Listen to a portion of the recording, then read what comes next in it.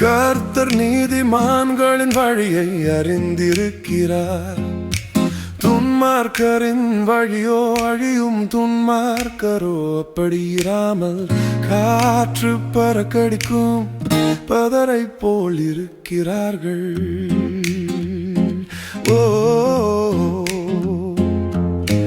ஆகையால் துன்மார்க்கர் நியாய தீர்ப்பிலும் பாவிகள் நீதிமான்களின் சபையிலும் நிலை நிற்பதில்லை. கர்த்தர் நீதிமான்களின் வழியை அறிந்திருக்கிறார். துன்மார்க்கரின் வழியோ அழியும்.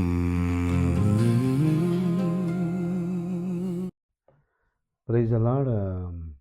சங்கீதம் 14:15-16 பார்க்க போகிறோம்.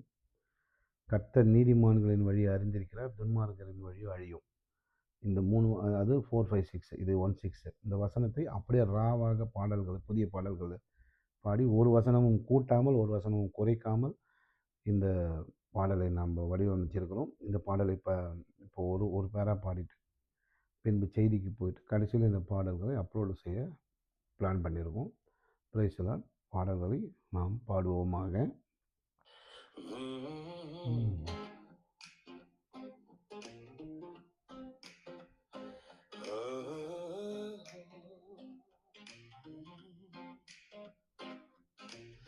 கர்த்தர் நீதிமான்களின் வழியை அறிந்திருக்கிறார், துன்மார்க்கரின் வழியோ அழியும்.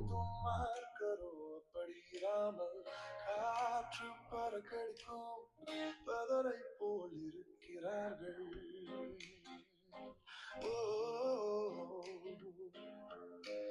அப்படி சூப்பராக இருக்கும். இந்த பாடல்கள் கடைசியில் பதிவு இருக்கும். இதில் இந்த கண்டினியூட்டியில் பண்ணுறோம்.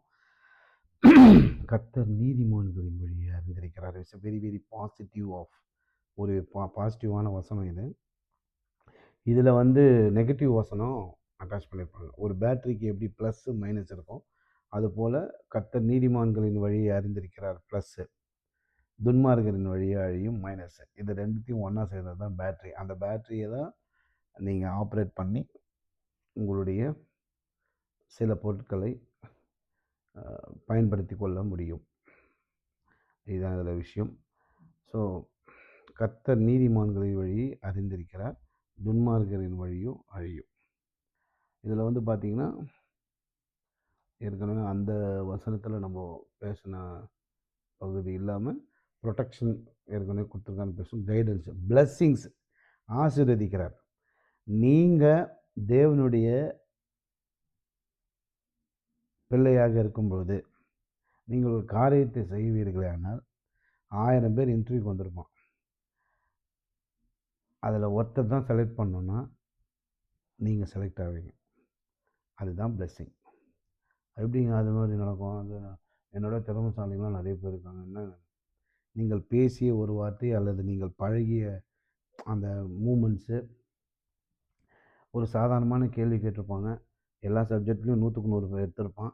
ஆனால் ஒரு சாதாரண கேள்விக்கு ஒரு பிரில்லியண்ட்டான பதில் இருக்காது.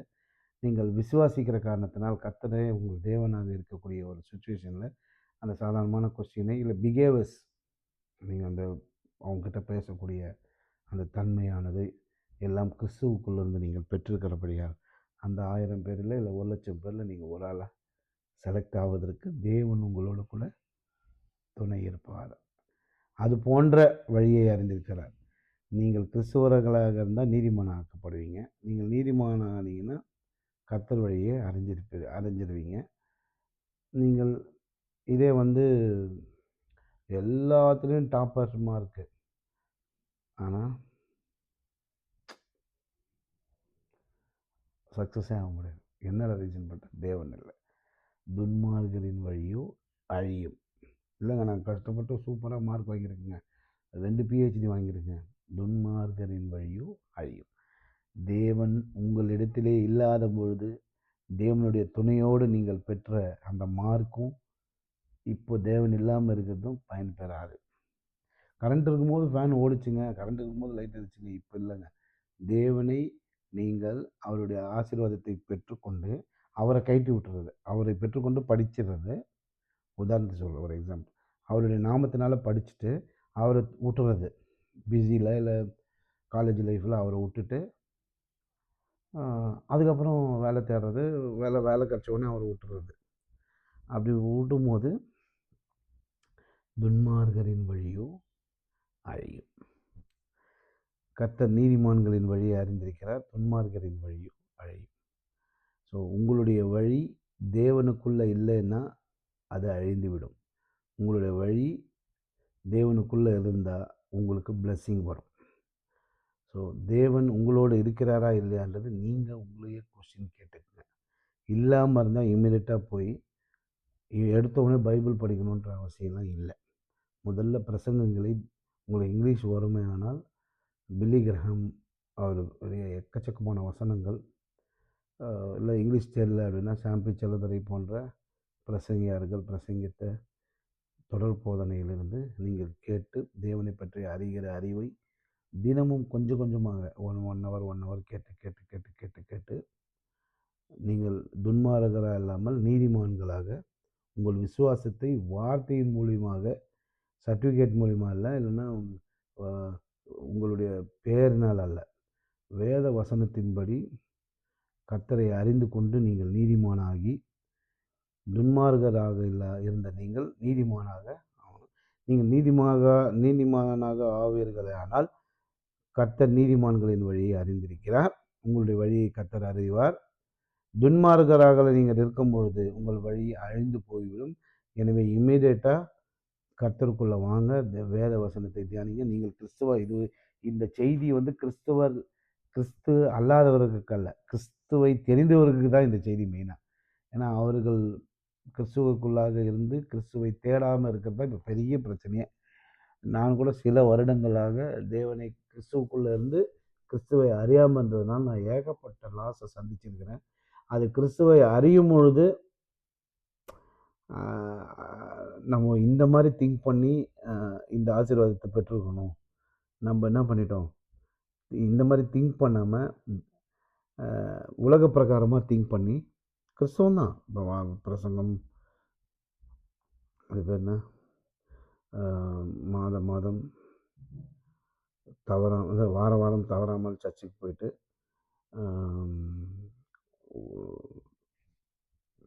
வரக்கூடிய ஒரு கிறிஸ்தவனாக இருக்கும் பொழுது நிறைய லாஸஸை ஃபேஸ் பண்ணியிருக்கேன். ஆனால் இப்போ கிறிஸ்துவுக்குள்ளே அந்த வார்த்தையை தியானிக்கும் பொழுது, அடடா இதை நம்ம இப்படி பண்ணியிருந்தா நம்ம வெயிட் பண்ணி தேவனுடைய முழு பிளெஸிங்ஸை ரிசீவ் பண்ணியிருக்கலாமே, அடடா இப்படியா இருந்தால், அடடா இப்படியா இருந்தால், அந்த மாதிரியான கர்த்தர் நீதிமான்களின் வழியை அறிந்திருக்கிறார், துன்மார்கரின் வழியோ அழியும். நீங்கள் ஆசீர்வாதத்தை பெற்றுக்கொண்டு தேவனிடத்திலிருந்து எல்லாத்தையும் வாங்கினார். உங்கள் அருகில் இருக்கிறார், அதுதான் அந்த கர்த்தர் நீதிமான்களை அறிந்திருக்கிறார்ன்றது. உங்கள் அருகில் இருக்கிறார். அதை தேவனிடத்திலிருந்து நீங்கள்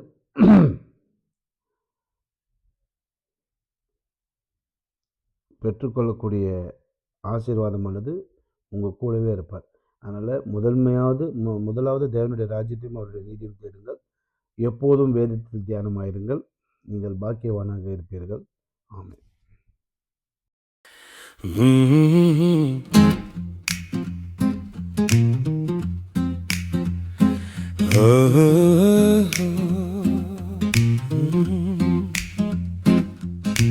கர்த்தர் நீதிமான்களின் வழியை அறிந்திருக்கிறார், துன்மார்க்கரின் வழியோ அழியும். துன்மார்க்கரோ அப்படி இராமல் காற்று பறக்கடிக்கும் பதரை போல் இருக்கிறார்கள்.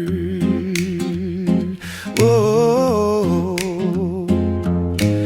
ஆகையால் துன்மார்க்கர் நியாய தீர்ப்பிலும் பாவிகள் நீதிமான்களின் சபையிலும் நிலை நிற்பதில்லை. கர்த்தர் நீதிமான்களின் வழியை அறிந்திருக்கிறார், துன்மார்க்கரின் வழியோ அழியும்.